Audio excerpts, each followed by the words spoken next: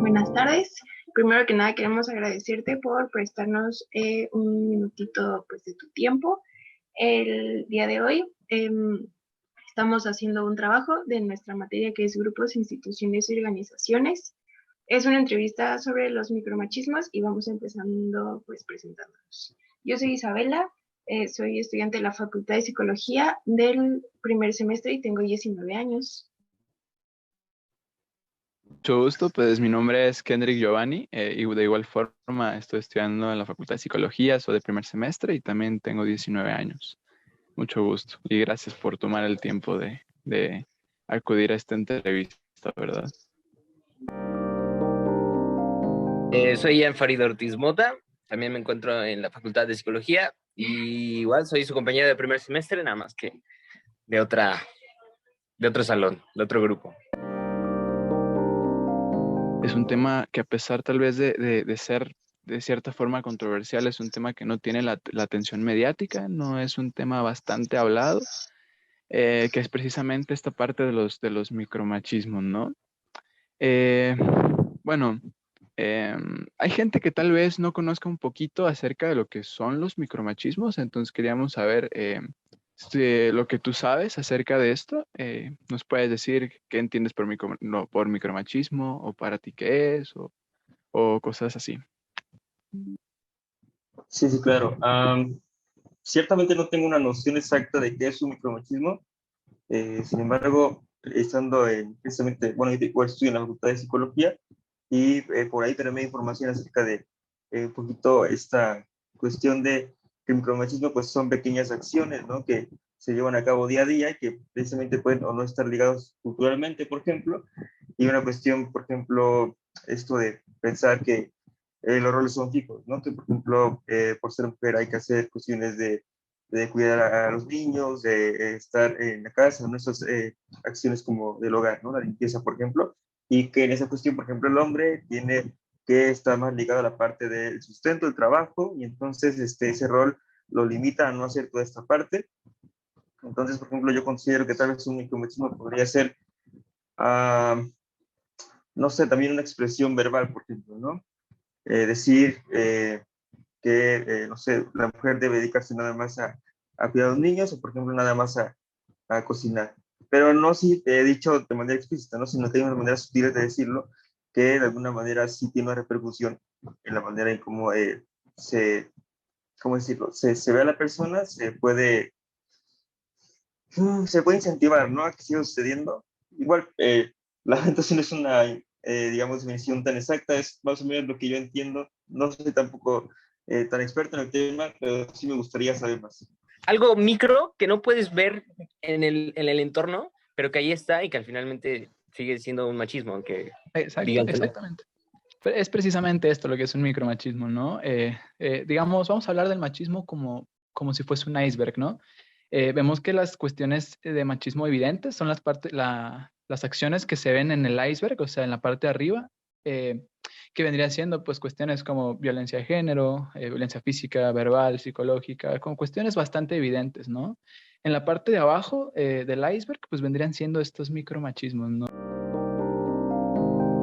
Creo que ahora son necesarios. No digo que al final siempre se puede determinar que son buenos o malos, o menos funcionales o más funcionales, pero creo que por lo menos siempre son necesarios, pero no tienen por qué no ser inflexibles y no tienen por qué no cambiar, ¿no? Creo que lo bueno de todo esto es que al final del día podemos considerar y podemos ver lo que puede no ser lo mejor y poder cambiarlo. Entonces, ahora, por ejemplo, con esta parte de la virtualidad se ha dado cuenta, nos hemos dado cuenta muchos que sí, o sea, que ya no son tan necesarios y que deberían cambiarse. O sea, creo que es la parte positiva. Bueno, hoy en día ya sabemos que, por ejemplo, si yo te preguntara como un rol, ¿qué es un rol? ¿Y por qué el rol lo tiene quién? En el sentido de que si tú lavas, si por ejemplo, si tú eres el que está en la cocina, no sería un rol de un hombre o de una mujer, sería un rol de una persona. Entonces, no se me hace necesario realmente tener un rol, porque eso ya no se encasilla en un solo lugar. Entonces, no creo que sea necesario. Hay una situación en cuanto al lenguaje, ¿no? Por ejemplo, que tal vez está más normalizado que nosotros como hombres, pues digamos groserías y la gente pues no lo ve mal, dicen, ah, pues son hombres. Pero ¿qué pasa cuando las mujeres las dicen, no? ¿Piensas que las mujeres no deberían de decir groserías? ¿O cuál es tu postura en cuanto a esto? Ya de ser una mala palabra, tienen como un valor cultural también, o sea, que tienen, o sea, no quiero usarlo de manera que más sea, o sea, que más les sea necesario en su momento, ¿no? Entonces yo creo que sí, cualquier sea hombre, mujer, persona no binaria, por ejemplo, o lo que sea, o sea, lo debería usar, sí, sin tener necesidad de hacerlo, porque habría de haber una censura, ¿no? O de verlo mal. Si yo puedo decir groserías para llegar a una emoción lo más rápido posible o expresar algo todavía con más fuerza, ¿por qué una mujer no? Aquí creo que siempre se nos olvida que no se trata de, ay, es que tú eres mujer y yo soy hombre. Somos personas. No tiene nada que ver que seas hombre o seas mujer. Somos personas. No hay más. A lo largo de la historia, mucho se ha hablado sobre que los hombres tienen ciertos privilegios sobre la mujer. Y esto lo podemos ver en cualquier ámbito, en el trabajo, desde que un hombre y una mujer hacen lo mismo, pero el hombre gana más. En la sociedad, que pues no sé, antes estábamos acostumbrados a que el hombre pues era el que proveía y la mujer se quedaba en la casa y ni siquiera teníamos derecho, no sé, de salir a trabajar o de salir a hacer algo que nosotros quisiéramos, ¿no? ¿Tú crees que esto se ve todavía en la actualidad? ¿Crees que esto pues todavía se vive y cómo crees que afecta a nuestra sociedad? Sí, es que sí creo que existe esa desigualdad. Sí creo que se está avanzando, o sea, sí ha habido más esta conciencia de, oye, ¿por qué no ir por lo justo, ¿no? Al final del día, ¿por qué no? Si es lo mismo, el trabajo, los labores, siguen siendo ellos, ¿por qué uno tiene que ganar más que el otro? Yo sí creo que existen y sí creo que deberían ir cambiando. Incluso cuando las mujeres hagan empresas y están en esta etapa de la maternidad o el embarazo, por ejemplo, muchas empresas no contratan porque, es que si es mujer se va a embarazar y eso implica que si embarazar son 9 meses que no va a poder trabajar o que no va a ser simplemente como un hombre, ¿no? Lo ven como una desventaja. Incluso en los mismos lugares de trabajo no tienen esos lugares para que la mujer pueda amamantar a su hijo, ¿no? Es como, o si los tienen como bien mal planeados, bien mal hechos, es como, entonces sí creo que existe bastante todavía esta desigualdad y que ya incluso ni siquiera tendría que ser así porque es una cuestión biológica, es una cuestión que al final del día es humana también, ¿no? Entonces, que no la tomen en cuenta, que no la valoren y de ahí ponga como en punto de vista con la mujer, se me hace bastante injusto. Pero ojalá que, o sea, creo que se va mejorando, o sea, como, o sea, problemas como me cuenta mi abuelita que vi antes, a como se vive ahora, creo que sí ha habido un avance, pero sí falta todavía bastante para que estemos hablando de una igualdad. Pero sí conozco y sé que existe y es una cosa que sí me preocupa, la verdad. Yo creo que no deberíamos estar buscando igualdad, sino equidad, que es algo muy importante, porque, por ejemplo, yo no te puedo dar a ti como mujer los mismos, o sea, suponiendo en este sentido, en un sentido médico, por ejemplo, yo no te puedo mandar a que te dé los mismos derechos que yo, suponiendo que, eh, suponiendo que vayas al doctor y yo te encomiende con un doctor que solamente ha visto hombres toda su vida. Evidentemente necesitas un doctor o doctora o lo que sea que te pueda revisar a ti como mujer, en el sentido médico hablo, y ahí es cuando no necesariamente tenemos que tener lo mismo, pero sí igualdad de situaciones, pero equidad de derechos y ese tipo de cosas, porque evidentemente no ocupamos lo mismo, no funcionamos igual, sin embargo, nos merecemos el mismo buen trato. Te quería preguntar acerca del sexo débil, ¿no? O al menos de lo que se cree que es el sexo débil de las mujeres, ¿no? Por ejemplo, esta parte de la caballerosidad, cuando vamos en el camión y todo, em, le cedemos el asiento a las damas, ¿no? ¿Piensas que es porque son el sexo débil? ¿Piensas que deberíamos de hacerlo porque son el sexo débil?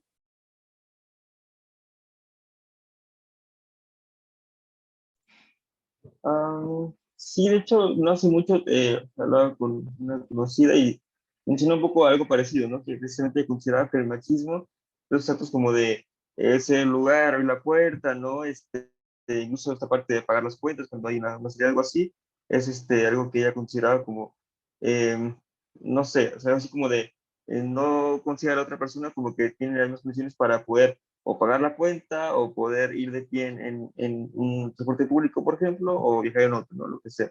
Entonces, híjole, no sé, es una pregunta que sí me ha causado conflicto, porque si bien creo que tiene esta noción general de ser algo como no concebir una igualdad desde ahí, eh, también es cierto que responde a algo muy cultural, ¿no? Yo diría que hasta muy latino. Entonces, yo lo que diría o lo que podría pensar es que yo creo que cada persona en particular tiene una inercia por hacer las cosas, ¿no? Entonces yo en lo personal tengo mucho conflicto con esto porque nunca supe cómo definirlo, si como algo negativo, positivo, si algo cultural realmente, porque es una cosa que no pasa en otros lugares. No creo que en Europa, en algunos países creo que no pasa, no se pagan este tipo de cuentas, no se da el lugar. Entonces digo, híjole, no sé, yo diría que es algo más cultural. Ya si es algo más negativo, ¿no? Yo diría que pues sería una cuestión de que cada persona se exprese y sobre eso pues, pueda hacer unos acuerdos, ¿no? Con la persona que está en ese momento y ya diga, pues si me incomoda, entonces no lo hagas, ok, y otras personas que tal vez digan, pues no me incomoda y me parece que es adecuado, bueno. Entonces yo, yo diría que es algo cultural, pero creo que sí se puede poner a discusión de cada persona para llegar a un acuerdo, una forma que sea, digamos, no agresiva para ninguna parte, ¿no? Entonces yo sí soy como una postura más neutral ahí y ya depende de cada quien cómo la maneje y cómo lo ve. Es una pregunta muy abierta, muy amplia, porque lo que yo tengo entendido, por lo menos genéticamente, y es lo que sucede en los deportes, evidentemente no puedes mezclar hombres y mujeres en un solo mismo deporte por la diferencia de fuerza. Por ese sentido, puede suceder, sin embargo, no, digamos naturalmente, sin embargo, no quiere decir que todo el tiempo. Entonces, por ese lado puedo decir que tal vez, no lo voy a decir como que sí, porque puede cambiar, pero en general, tanto en el sentido de trabajo, de deportes incluso, de maneras artísticas, de estudiar y todo eso, para nada, la verdad es que no veo ninguna diferencia. Como sociedad está normalizado ver al hombre como este macho, como este, pues ser como superior, ¿no? Y lo vemos mucho cuando, pues no sé, cuando un niño chiquito llora y siempre dice como, pues no sé, los niños no lloran, eso es cosa de niñas. Y solo pues reprimimos sus emociones y nosotros como estudiantes de psicología sabemos que es importante validar nuestras emociones porque lo que sentimos es importante y tenemos pues que expresarlo, ¿no? ¿Tú qué opinas acerca de esta como pues restricción a los hombres en su sentir? Bueno, yo considero bueno, le hablamos en una clase también con una profesora, ¿no? Nos dijo que es triste porque al final del día lo que es esta parte de comportamientos machistas, toda esta hegemonía, también vuelve víctima al mismo género masculino de todo esto, porque pues parece que no, pero sí pasa mucho que, y yo estudio psicología y estoy más, sí sé que es bueno expresarse, ¿no? Entonces tengo conocidos que no conocen todo eso, como que no están como tan metidos en esta parte de que sí vale la pena que se expresen, que sean sensibles, ¿no? Y están metidos más en la parte de, híjole, como soy hombre no puedo llorar o no puedo demostrar que soy más débil que los demás, y soy esta figura que me quieren imponer, lo asumo y entonces soy la persona que no expresa, ¿no? Al menos que no entren en este cuestión de alcohol, bueno, solamente ya se ponen sensibles, ¿no? Entonces sí creo que al final del día, en cuestión de expresión también, en cuestión de poder compartir lazos de amistad, de familia, sí es cierto que los hombres se vuelven víctimas de todo eso también, ¿no?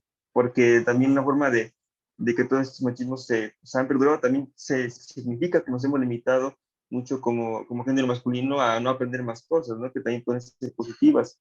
Entonces sí creo que por lo menos en México y también desde épocas de la revolución, de esta parte, ¿verdad?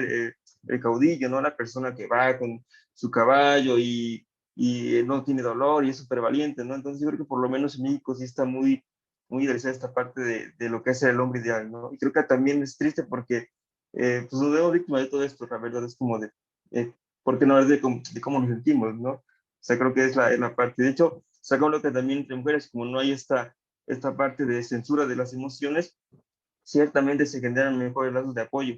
Y entonces, pues el hombre siempre es como, ay, ¿a quién le cuento que me siento triste por una cosa que puede ser para él ridícula, pero que es importante, ¿no? Pero siempre aprende que no debe expresarlo y que pues mejor se dedique a otra cosa, ¿no? Al fútbol, y digo, no es que sea algo malo, pero siempre se necesita poder expresar lo que uno siente y siento que en ese sentido si el hombre se vuelve víctima de un propio sistema que igual él perpetúa con el tiempo, ¿no?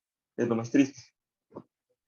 Pues yo opino que es una de las muchas pruebas de que el machismo no afecta a las mujeres, sino que nos afecta a todos.